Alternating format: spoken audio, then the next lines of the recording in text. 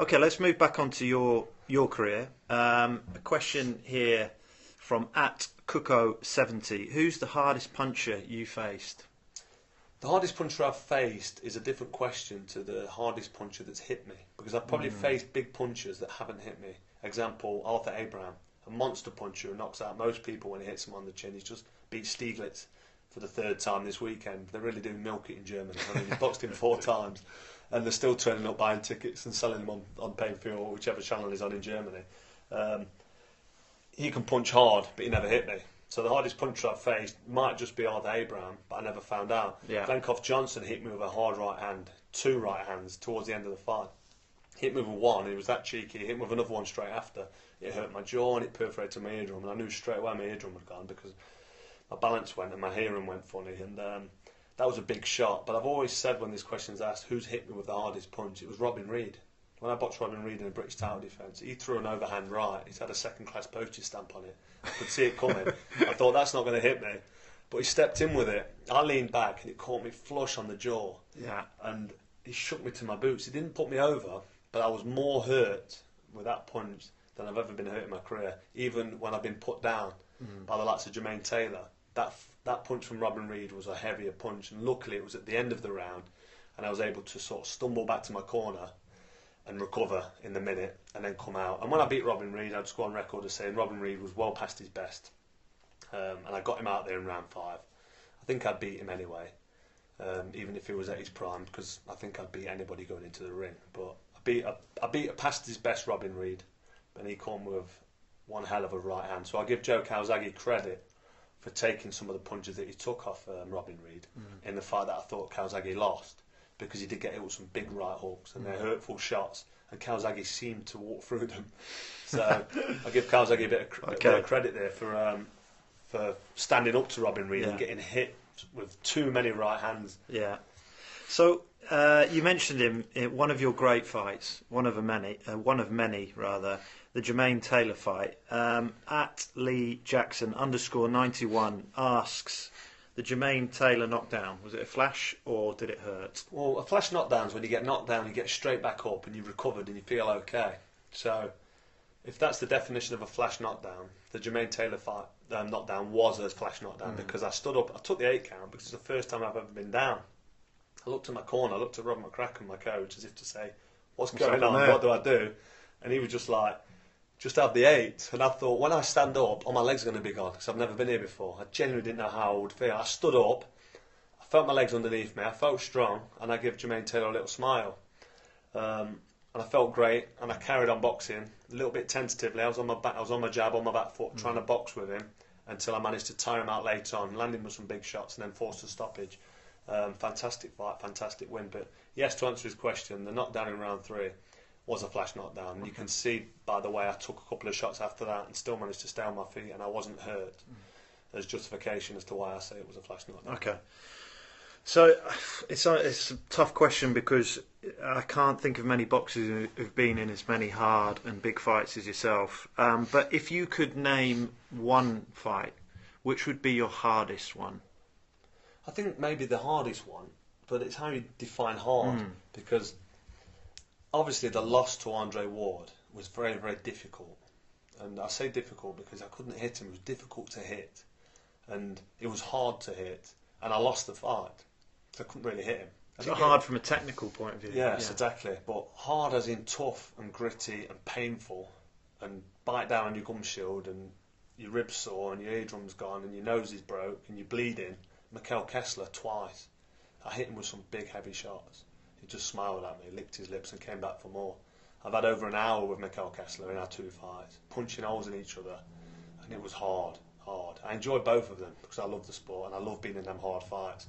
So, you know, Mikhail Kessler alongside Johnson, I mean a fading Johnson, but a very motivated and enthusiastic Johnson in our 12-round fight. And it was hard because I was in America, and the humidity was just ridiculous. I weighed 11 stone 10 for that fight.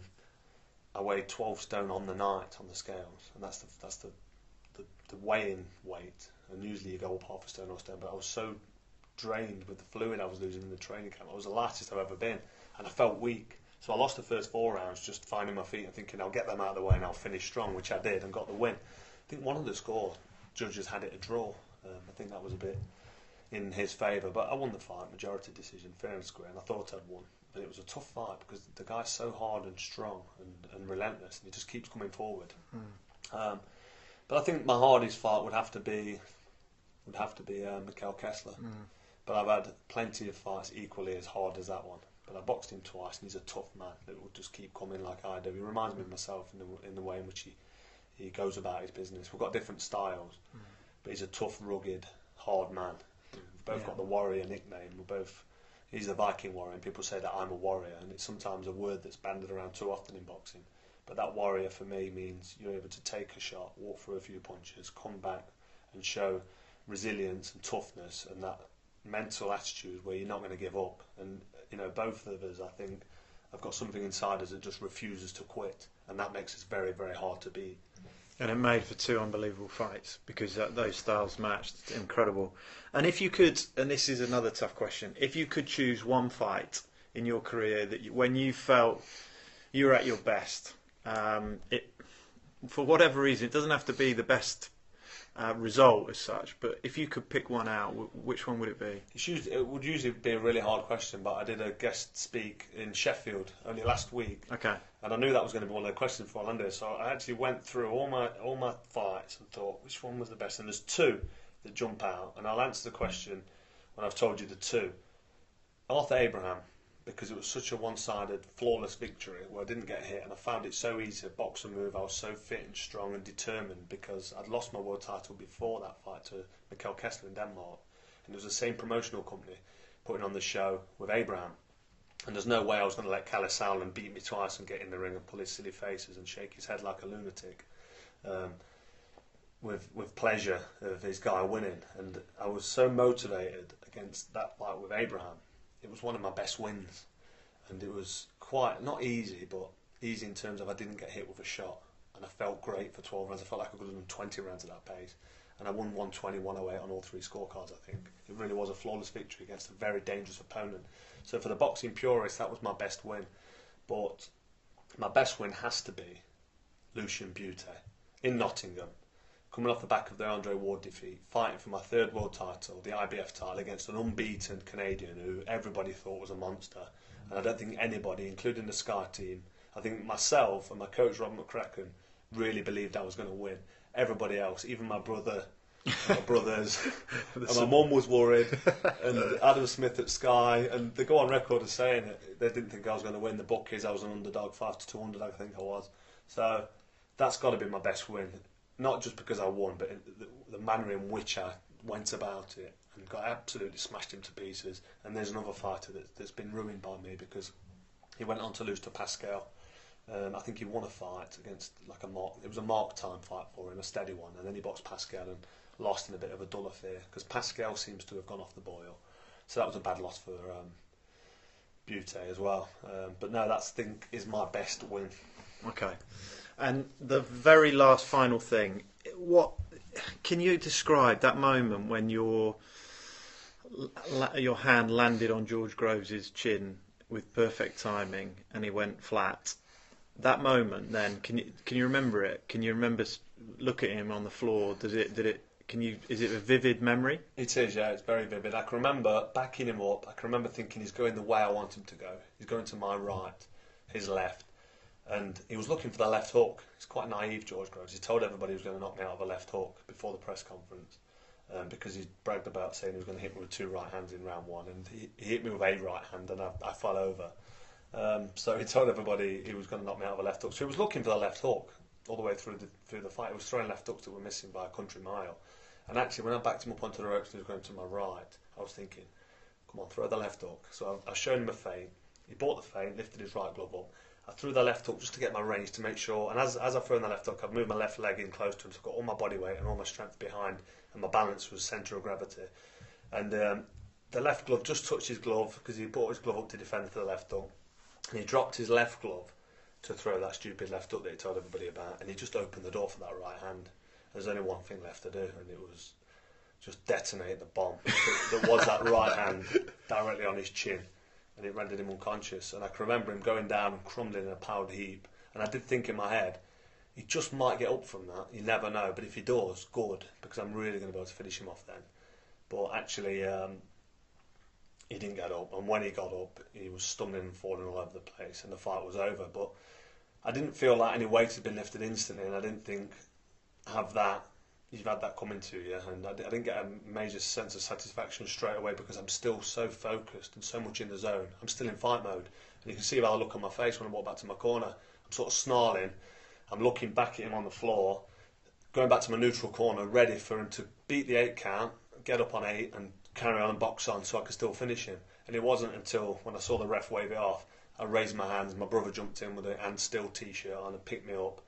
And even then, I still wasn't in celebration mode because I was so focused and so much in the fight zone, if you like. And, I was ready to fight on all night and just keep going and keep trying to get that win that I wanted so badly. So it wasn't until I got back to the changing rooms and relaxed and took my gloves off and my boots off. I had some water, recovered a bit. And I started to do the interviews where I thought, I've done it. I've done what I said I could do, what I knew I could do. And now that's it now. And I haven't stopped smiling since. And obviously that was the last punch I've thrown in what's been a fantastic career. And what a way to go out. And I'm not taking anything away from George Groves. George Groves really, actually, I owe him a massive thanks for playing his part in what was the biggest fight in boxing post-war. I mean, it was such a fantastic event. And for me to be involved in that fight, in such a bitter rival that was actually a domestic rival, which are always the best ones, Ben and Eubank in the day, I've got to give him praise for playing such a great part in that. But unfortunately for him, he was on the receiving end of one of my biggest punches. I mean, I've landed that shot. He takes praise and a bit of credit for saying, he said it was the best punch he's ever thrown. I'll correct him there. It was the most satisfying punch I've ever thrown and landed. It really was. I hit Mikel Kessler with that punch 3 or 4 times in our 2 fights. And Mikel Kessler smiled at me. He said, "Yeah, I felt it, but I'm still here." And that's the kind of man Kessler is. And that's what you need to be a world champion and remain a world champion for many years. You need to be able to take a punch. And Groves can't really take the big shots from the big world champions, as you've seen. He's been wobbled a couple of times. Paul Smith wobbled him. I think De Gale hurt him with a couple of shots. I flattened him. So, unfortunate for Groves, he's not got that ingredients, but he can work with that and do his best. He's got a fight against Badu Jack next. Hopefully he wins that, and I mean that. I hope he does win that fight and brings the title back to Britain. As part of the Sky Sports boxing punditry team now, I want to be commentating on these fights, and we need more world champions in our country.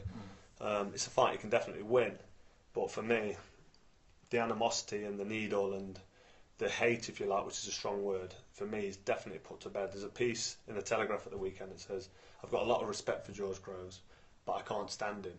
I don't like him as a person, I don't like his personality, there's nothing admirable about him. But as a fighter, I've got to respect him, because he gets in the ring believing he can win. He's confident, and he goes in there and he tries to win. He throws the shots with his fast hands, he's quite a big puncher. But obviously I was too much for him on that night on the rematch, and I'm very happy about it, Job as done. you can see. Yeah, absolutely. Brilliant. Thank you very much. Pleasure.